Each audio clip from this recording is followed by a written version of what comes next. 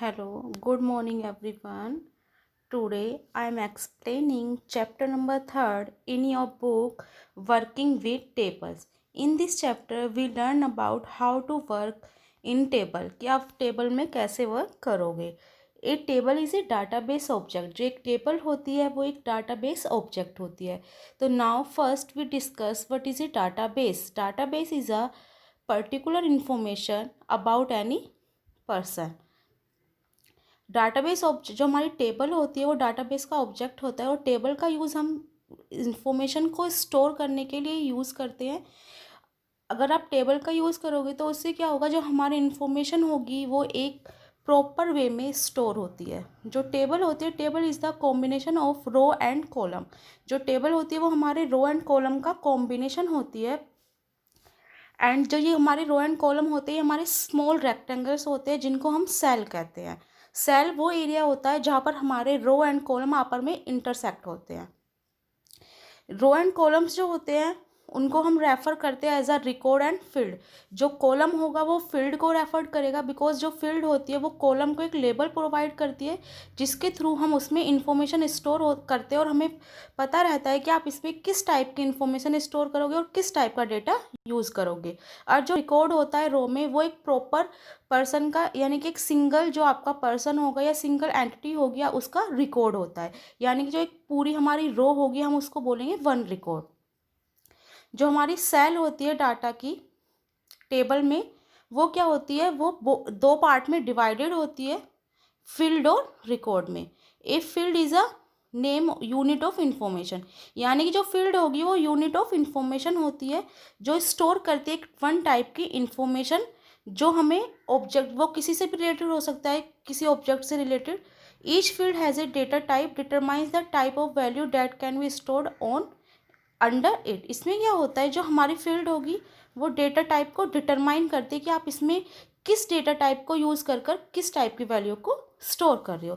The type of data content with in a field is a described. यानी कि जो type of data होता है वो फील्ड में डिस्क्राइब्ड होता है कि इसमें किस टाइप का डेटा यूज़ किया जाएगा. देखिए फील्ड में क्या होता है, जो वो फील्ड होती है वो बिल्कुल टॉप पर हम उसमें उसको नेम प्रोवाइड करते हैं. फील्ड डिफाइन करती है नेम जो हम कॉलम में देते हैं, जिससे हम अंडरस्टैंड करते हैं कि इसमें किस टाइप का कंटेंट हम यूज़ कर रहे हैं, किस टाइप का कंटेंट स्टोर कर रहे हैं. It is essential to create a structure for a table before entering a data in it. ये हमारी एक नीड होती है. अगर आप टेबल का स्ट्रक्चर क्रिएट कर रहे हो तो हमें उसको फील्ड प्रोवाइड करनी होती है. अगर आप उसमें फील्ड नहीं दोगे, कॉलम को लेबल प्रोवाइड नहीं करोगे तो हमें उसमें पता नहीं लग पाएगा कि हम इसमें किस टाइप का डेटा या किस टाइप की इंफॉर्मेशन को स्टोर करेंगे. नेक्स्ट है हमारा डेटा टाइप्स. अगर हमें देखिए एक्सेस में क्या होता है, हम जब हम स्ट्रक्चर क्रिएट करते हैं टेबल का एमएस एक्सेस में, तो हमें क्या होता है, हमें उसमें 3 कॉलम प्रोवाइड होते हैं स्ट्रक्चर में. एक कॉलम हम असाइन करते हैं फील्ड के लिए, सेकंड कॉलम जो होता है उसमें हम डेटा के टाइप के लिए असाइन करते हैं, और थर्ड कॉलम जो होता है वो हमारे लिए ऑप्शनल होता है, यानी कि डिस्क्रिप्शन के लिए. ठीक है. अगर आप उसको किसी चीज़ को डिस्क्राइब करना चाहते हो तो आप उसको डिस्क्राइब कर सकते हो, अदरवाइज आप उसको स्किप भी कर सकते हो, ये आपके लिए ऑप्शनल होता है. तो डाटा टाइप्स जो होते हैं, data types are use to declare the fields of a table. यानी कि अगर हम कोई भी डाटा टाइप यूज़ कर रहे हैं फील्ड में तो हम उसको पहले डिस्क्राइब करेंगे कि हम इसमें किस टाइप का डेटा टाइप यूज़ करेंगे. A data type determine the type of a data. A specific field can accept, कि उस हमें डाटा टाइप को डिस्क्राइब करना पड़ता है कि जो फील्ड है कि किस टाइप का डेटा टाइप को एक्सेप्ट करेगी. Once the data type is defined, जब आप किसी भी डेटा टाइप को डिफाइन कर दोगे, you can not enter a different type of a data. अगर आपने उसमें टेक्स्ट डेटा टाइप डिफाइन किया है तो आप उस फील्ड में सिर्फ टेक्स्ट डेटा टाइप ही यूज़ करोगे, अदरवाइज क्या होगा, वहाँ पे एक एरर का मैसेज डिस्प्ले हो जाएगा. ठीक है. तो now I will discuss data types and functions. कि फर्स्ट डेटा टाइप है हमारा टेक्स्ट. टेक्स्ट क्या होता है, ये कॉम्बिनेशन होता है नंबर्स और टेक्स्ट दोनों का. इसमें क्या होता है कि आप यूज़ इस टेक्स्ट डेटा टाइप को कैसे, जैसे किसी का नंबर नेम हो गया, किसी का एड्रेस हो गया, फ़ोन नंबर हो गया, यहाँ पर हम बोथ डेटा टाइप यूज़ करते हैं, यानी कि टेक्स्ट भी और नंबर भी. इसका जो स्टोरेज कैपेसिटी होती है वो मैक्सिमम होती है 255 कैरेक्टर्स. नेक्स्ट आता है हमारा नंबर। जो नंबर होता है ये इन्फॉर्मेशन हम स्टोर कर, इसमें हम किस टाइप की इन्फॉर्मेशन स्टोर करेंगे, इसमें हम यूज़ करेंगे कैलकुलेशन की। जैसे हमें किसी चीज़ को कैलकुलेट करना है तो उस टाइम हम नंबर वाली इन्फॉर्मेशन को यूज़ करते हैं, यानी नंबर टाइप का डेटा यूज़ करते हैं। इसमें जो हम स्टोर करते हैं वैल्यू इस इंटीजर और डेसिमल में दोनों में करते हैं। और इसकी जो फाइल का साइज़ होता है, यानी कि इसमें जो स्टोरेज कैपेसिटी होती है 16 बाइट्स। नेक्स्ट आता है हमारा मेमो। मेमो जो डेटा टाइप होता है वो टेक्स्ट और नंबर बोथ का कॉम्बिनेशन होता है, और इसमें हम स्टोर कर सकते हैं 65,536 कैरेक्टर तक।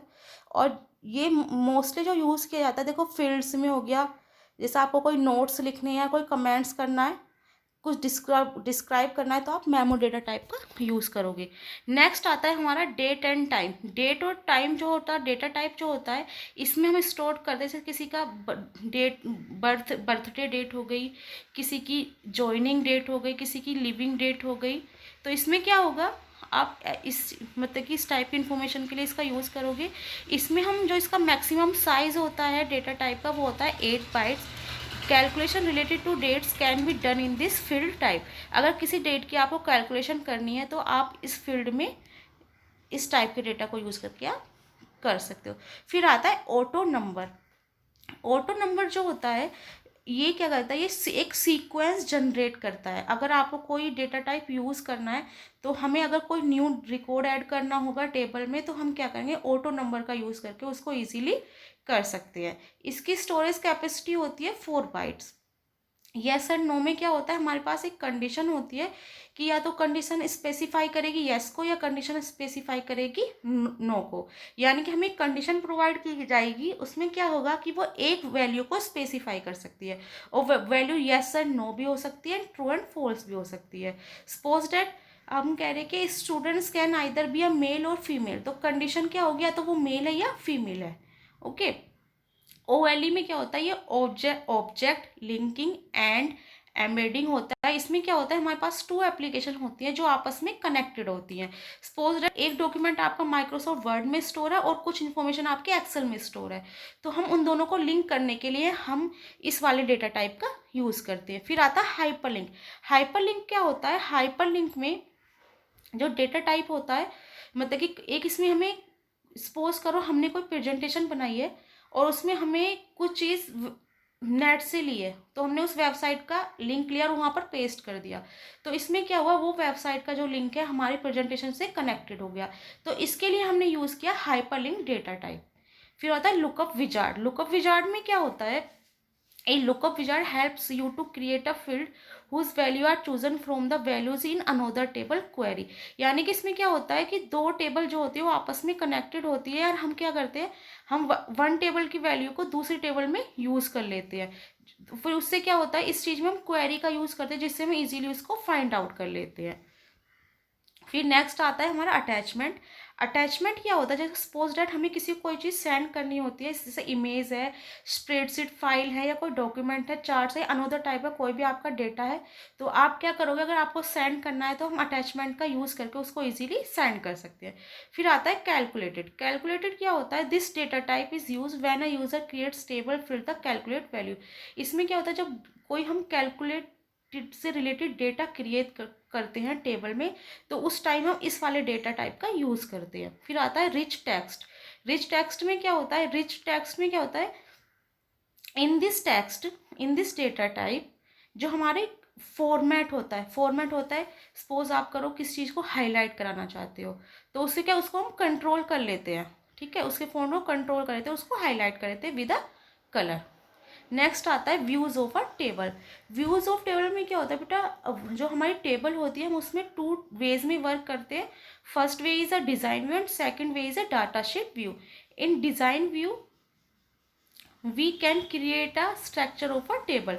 हम टेबल का स्ट्रक्चर क्रिएट करते हैं और उसमें हम फील्ड्स नेम, उसके डेटा टाइप और डिस्क्रिप्शन को डिस्क्राइब करते हैं, ठीक है। फील्ड ग्रिड पेन में क्या होता है, यानी कि जो डिज़ाइन व्यू होता है हमारा 2 पार्ट्स में डिवाइड होता है।